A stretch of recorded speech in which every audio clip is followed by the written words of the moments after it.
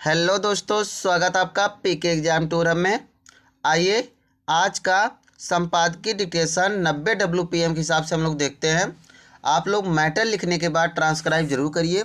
इसकी PDF हमारे Telegram channel पे मिल जाएगी, जिसका लिंक कमेंट बॉक्स और डिस्क्रिप्शन दोनों में डाल देंगे हम।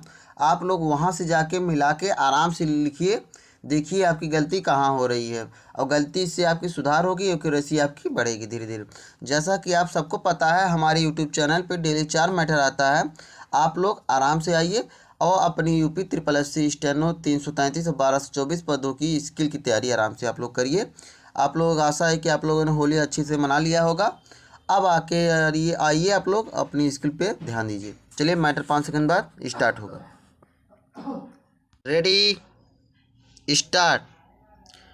भारत और कनाडा के बीच हुए अहम समझौतों को कूटनीतिक एवं आर्थिक संबंधों के एक नए अध्याय के रूप में देखा जा रहा है।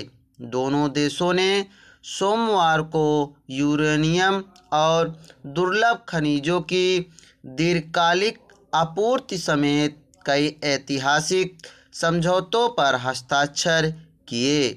इस कदम को द्विपक्षीय संबंधों की मजबूती के लिए संजीवनी की तरह माना जा रहा है, क्योंकि रिश्तों में आए लंबे गतिरोध के बाद सहयोग के रास्ते खुले हैं। ये समझौते इस बात का प्रत्यक्ष प्रमाण हैं कि दोनों देशों के संबंध अब अस्थिरता के दौर से बाहर निकलकर अधिक परिपक्व और भविष्य की ज़रूरतों को समझकर साझेदारी को आगे बढ़ने के चरण में प्रवेश कर चुके हैं।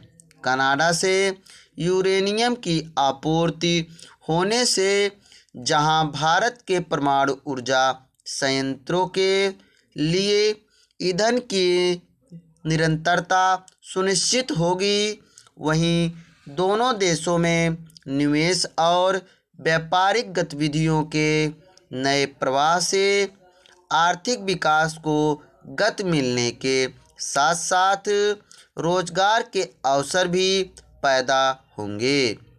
वर्तमान में दोनों देशों का द्विपक्षीय व्यापार 13 अरब डॉलर के आसपास है, जिसे चौगुना करने का लक्ष्य रखा गया है।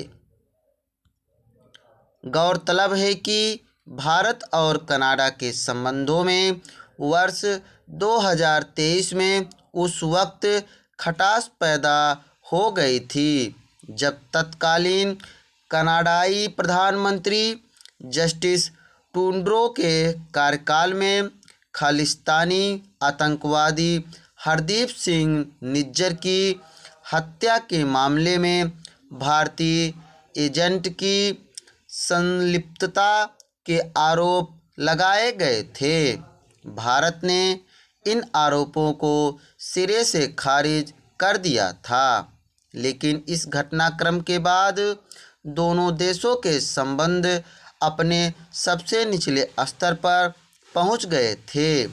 उस समय उपजी तल्खी ने व्यापारिक और कूटनीतिक संवाद को लगभग बाधित कर दिया था। हालांकि पिछले वर्ष मार्च में मार्कोनी के कनाडा के प्रधानमंत्री बनने के बाद से दोनों पक्षों ने संबंधों के पुनर्निर्माण और विश्वास बहाली के जरिए उपायों की एक निरंतर श्रृंखला शुरू की, जिसका नतीजा अब ऐतिहासिक समझौते के रूप में सामने आया। इस रणनीतिक साझेदारी के केंद्र में इस वर्ष के अंत तक व्यापक आर्थिक साझेदारी समझौते को संपन्न करने और वर्ष 2030 तक द्विपक्षीय वार्षिक व्यापार को बढ़ाकर 50 अरब डॉलर के पार ले जाने का संकल्प व्यक्त किया गया है। कनाडा से यूरेनियम की आपूर्ति से संबंधित समझौतों को भारत की ऊर्जा सुरक्षा के लिहाज से अत्यंत महत्वपूर्ण कदम माना जा रहा है। इसके अंतर्गत वर्ष 2027 से 2035 के बीच भारत को लगभग 2.2 करोड़ पाउंड यूरेनियम की आपूर्ति कनाडा से की जाएगी। इससे भारत के परमाणु ऊर्जा संयंत्रों के लिए ईंधन की ज़रूरत को पूरा कर पाना संभव हो पाएगा। यही नहीं, दुर्लभ खनिजों पर हुआ समझौता भारत के स्वच्छ ऊर्जा अभियान और इलेक्ट्रॉनिक वाहन उद्योग को गति एवं नई दिशा देने में अहम भूमिका निभा सकता है। कनाडा में दुर्लभ खनिजों का विशाल भंडार है और यह समझौता भारत के लिए एक मजबूत एवं सुरक्षित आपूर्ति श्रृंखला सुनिश्चित करने में मददगार होगा। इसी तरह रक्षा के क्षेत्र में भी दोनों देशों ने सहयोग के नए आयाम खोले हैं और द्विपक्षीय रक्षा संवाद। Full stop. आशा है कि आप लोगों ने मैटर अच्छी तरह लिखा होगा। ये मैटर हमें 90 की स्पीड से बोला है, आप लोग आराम से लिखिए। लिखने के बाद ट्रांसक्राइब जरूर करिए।